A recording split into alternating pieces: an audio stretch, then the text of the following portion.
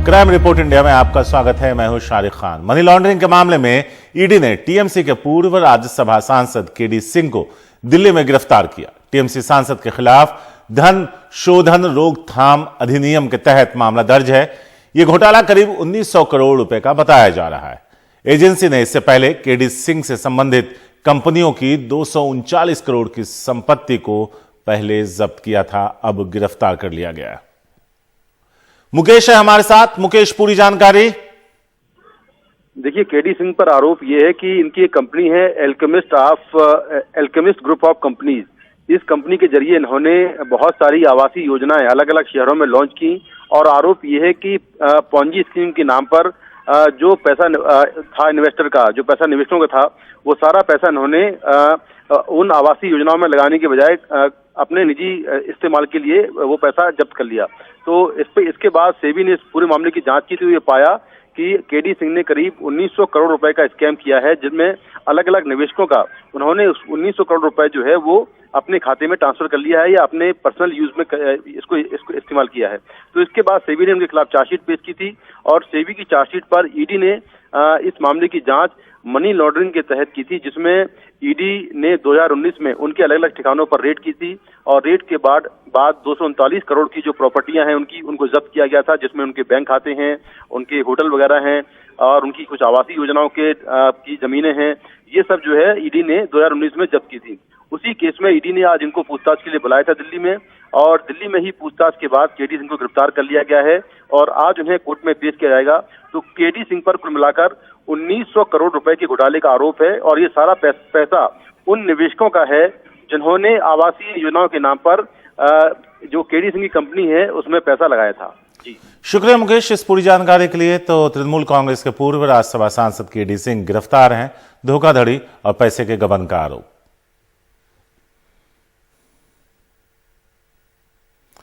इंदौर के महू में एक डिप्टी रेंजर ने बड़गौंदा वन भूमि पर अवैध खनन का आरोप बीजेपी नेता पर लगाया है। यही नहीं, अपनी शिकायत में उन्होंने कहा कि जब जेसीबी और ट्रैक्टर ट्रॉली को जब्त कर दफ्तर में रखा गया था, तब मंत्री उषा ठाकुर अपने कार्यकर्ताओं के साथ वहां पहुंची और वहां मौजूद चौकीदार और कर्मचारियों को डराकर मशीनें और ट्रैक्टर छुड़ा कर ले गई। जिसके बाद दूसरे दिन बड़गौंदा के डिप्टी रेंजर राम सुरेश दुबे ने लिखित शिकायत स्थानीय पुलिस थाने में दी, लेकिन मंत्री का नाम होने की वजह से पुलिस ने मामला दर्ज नहीं किया। मेरे मंडल अध्यक्ष मनोज पटेल पाटीदार ने अपने ही खेत, लगभग 100 बीघा जमीन है उसकी, वहां अपने ही खेत की मिट्टी निकालकर जेसीबी से उस रोड का समतलीकरण कर दिया ताकि भाई बहनों को कोई कष्ट ना हो। इसके पहले कई बार वो वन विभाग के संज्ञान में इस बात को ला चुके थे कि इस मार्ग का आप समतलीकरण कर दीजिए। सारा घटनाक्रम माननीय वन मंत्री जी के संज्ञान में डाल दिया गया है।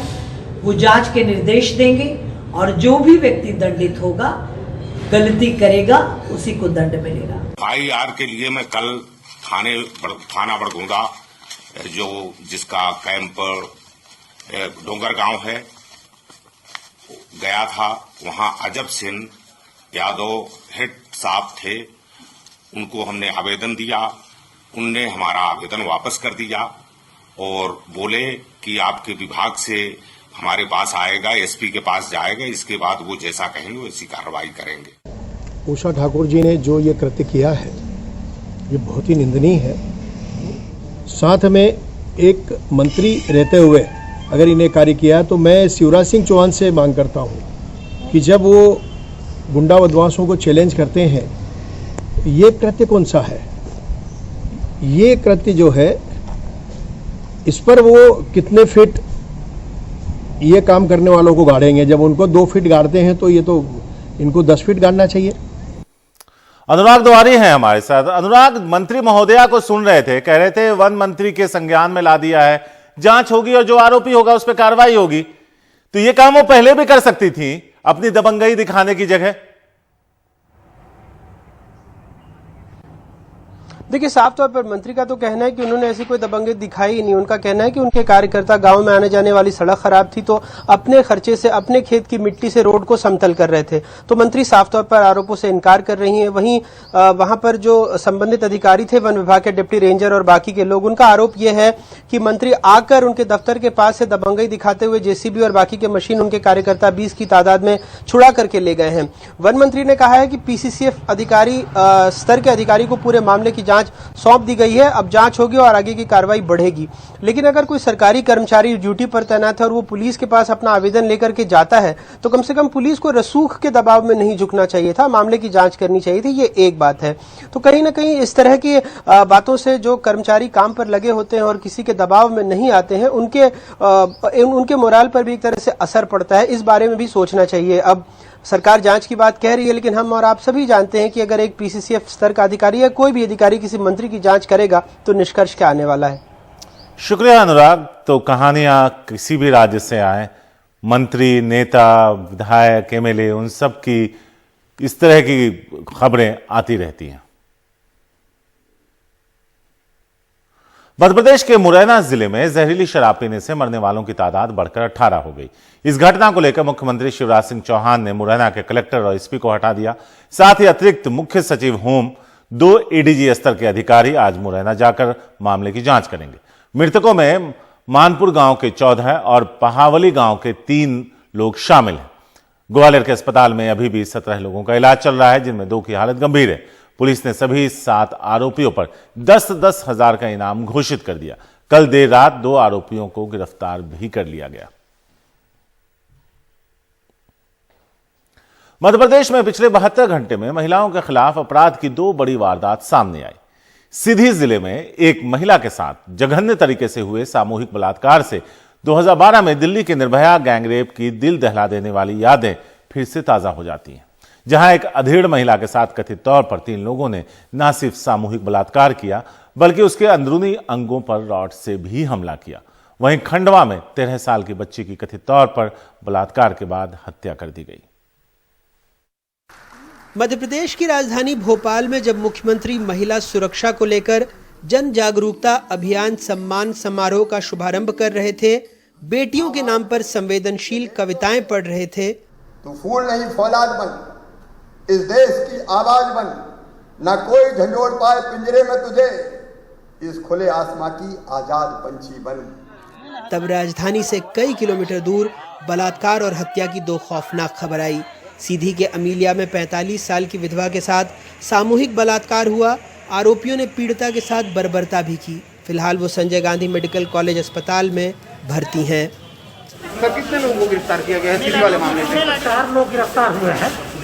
इन्वेस्टिगेशन में और कुछ पता चलेगा तो करेंगे। वहीं खंडवा में 13 साल की बच्ची जो घर से सामान खरीदने निकली थी, उसके साथ एक दुकानदार ने बलात्कार किया, फिर अपने घर की छत पर पत्नी के साथ मिलकर उसकी हत्या कर दी। सरकार को घटनाओं पर अफसोस है, लेकिन दूसरों के विरोध पर ऐतराज। दिल्ली में बैठ के ट्वीट किया है। इतनी दूर से उनको मध्य प्रदेश दिखा, राजस्थान नहीं दिखा, महाराष्ट्र नहीं दिखा, जहां बस में कल 2 बार बलात्कार हुआ।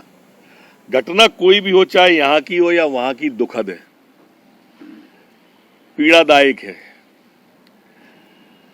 पर इतनी दूर से उनको महाराष्ट्र क्यों नहीं दिखा? ऐसे प्रसंग नहीं दिखते हैं तो या तो आदमी दूर से देख रहा हो या गुरूर से देख रहा हो। मेरा निवेदन है, शऊर से देखो। ये उस मध्य प्रदेश के हाल है जहां अब हर सरकारी कार्यक्रम से पहले कन्या पूजन का विधिवत आयोजन होता है, जहां अकेले जनवरी 2020 से अक्टूबर 2020 तक महिलाओं के प्रति अपराध के कुल 45,920 मामले दर्ज हुए, जिसमें 3,837 ज्यादती के, 509 हत्या के और 6,479 छेड़छाड़ के थे। मध्य प्रदेश के मुख्यमंत्री शिवराज सिंह चौहान खुद को बच्चे बच्चियों का मामा कहते हैं।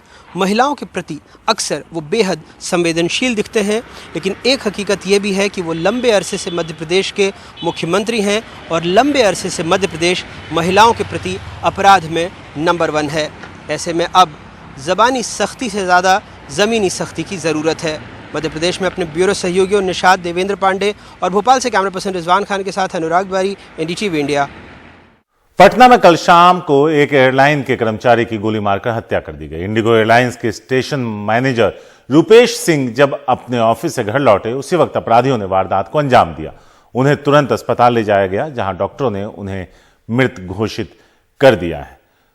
मनीष कुमार हैं इस बारे में ज्यादा बात करने के लिए, सीधे उनके पास चलते हैं,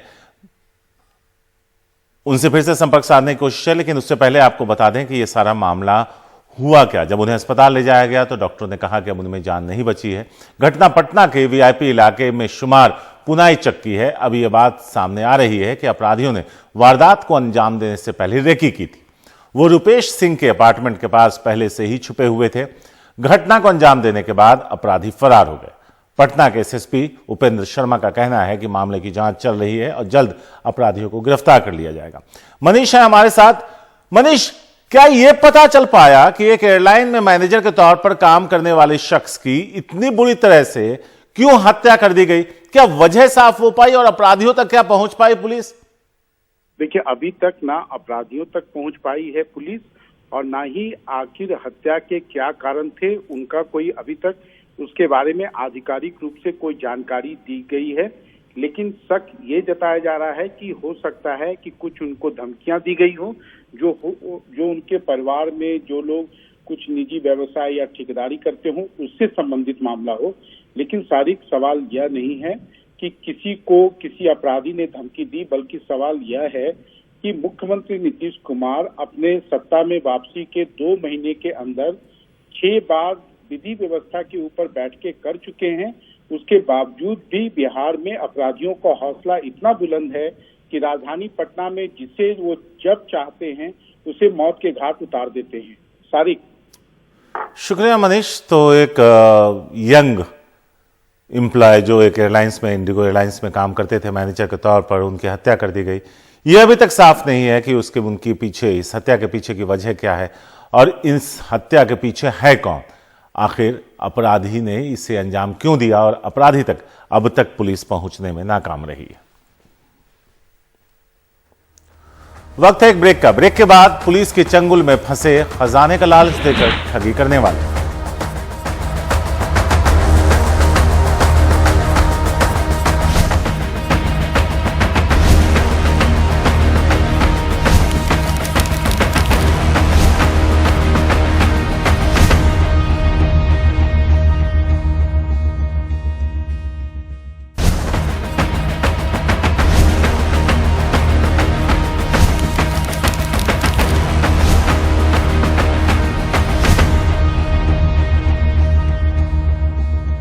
यूपी के मऊ में मंगलवार देर रात 3 बदमाशों ने असलपुर गांव के पूर्व प्रधान के भतीजे की गोली मारकर हत्या कर दी। इसके बाद गुस्साए गांव वालों ने वहां पहुंची पुलिस की गाड़ी पर पथराव किया और फिर उसे आके हवाले कर दिया।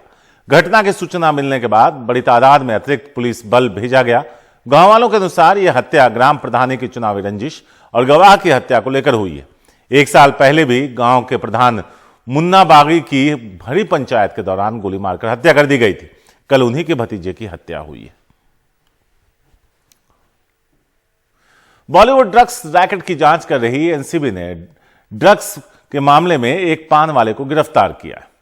गिरफ्तार आरोपी राम कुमार तिवारी मुंबई में मुच्छड़ नाम से मशहूर पान वाले के मालिकों में से एक है, लेकिन अब मुच्छड़ पान ड्रग्स के लिए बदनाम हो गया है। एनसीबी के मुताबिक राम कुमार तिवारी का नाम 9 जनवरी को गिरफ्तार आरोपी ब्रिटिश नागरिक करण सजनानी ने पूछताछ में लिया था। मुंबई की मशहूर मुच्छड़ पान की दुकान। दक्षिण मुंबई में कैंप्स कॉर्नर के बड़े बड़े कारोबारी, सेलिब्रिटी और अधिकारी मुच्छड़ पान के मुरीद हैं। लेकिन वही मुच्छड़ पान आज ड्रग्स के लिए बदनाम हो गया। नारकोटिक्स कंट्रोल ब्यूरो ने मुच्छड़ पान के मालिकों में से एक राम कुमार तिवारी को ड्रग्स रखने के आरोप में गिरफ्तार किया है। हमको कुछ मालूम नहीं भाई साहब, हमको चाबी दे दिया गया, दुकान खोलो, मैं दुकान खोल के बैठा हूँ। भाई 20 साल हो गया हमको। लेकिन अभी जो आरोप लगाए कि ड्रग्स ऐसा कुछ नहीं है। तो 20 साल से मैं देख रहा हूँ भगवान के भक्त हैं ये लोग और बढ़िया काम है, ऐसा कुछ नहीं है। दरअसल एनसीबी ने 9 जनवरी को ब्रिटिश नागरिक करण सजनानी को राहिला फर्नीचर वाला और शाइस्ता फर्नीचर वाला 2 बहनों के साथ गिरफ्तार किया था। तीनों के पास से कुल 200 किलो गांजा और गांजे के बर्ड्स मिले थे। एनसीबी के मुताबिक करण ने पूछताछ में बताया कि उसने आधा किलो प्रतिबंधित ड्रग्स मुच्छड़ पान वाले को भी दिया है। एनसीबी ने छापा मारकर पान वाले के गोदाम से आधा किलो ड्रग्स बरामद किया। एनसीबी के मुताबिक बरामद ड्रग्स गांजे का परिष्कृत रूप है, जिसे ओजी कुश कहते हैं। सोमवार को दिन भर पूछताछ के बाद रात में दुकान मालिकों में से एक राम कुमार तिवारी को गिरफ्तार कर लिया गया। नारकोटिक्स कंट्रोल ब्यूरो का कहना है कि आरोपी बरामद ड्रग्स के बारे में सही जानकारी नहीं दे रहा है। अब एनसीबी इस बात की जांच कर रही है कि कहीं पान की दुकान की आड़ में ड्रग्स का काला कारोबार तो नहीं चल रहा था। मुंबई से कैमरामैन अशोक महाड़ी के साथ सुनील सिंह, एनडीटीवी इंडिया के लिए। और अब वक्त है क्राइम रैप का। 6 जनवरी 2021 को फरीदाबाद में एक टैक्सी ड्राइवर की हत्या के 2 आरोपियों को गिरफ्तार कर लिया गया। गिरफ्तार राहुल और उसके नाबालिग साथी ने पहले ओला कार बुक कराई, फिर शाहपुरा गांव के पास पहुंचने पर किराया पूछने का बहाना बनाकर चाकू से उस पर हमला कर दिया। हत्या करने के बाद मोबाइल और पैसा लेकर फरार हो गया। मृतक राम कुमार तिवारी सेक्टर 23 के संजय कॉलोनी का रहने वाला था।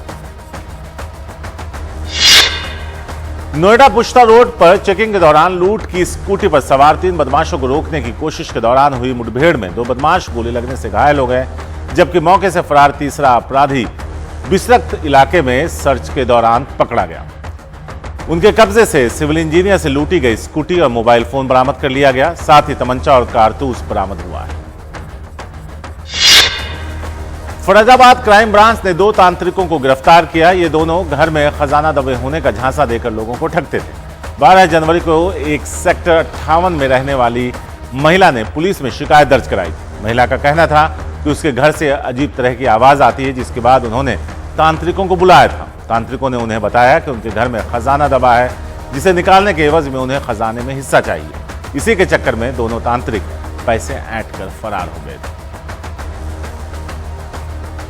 आज इस शो में इतना ही। हमें दीजिए इजाजत। नमस्कार।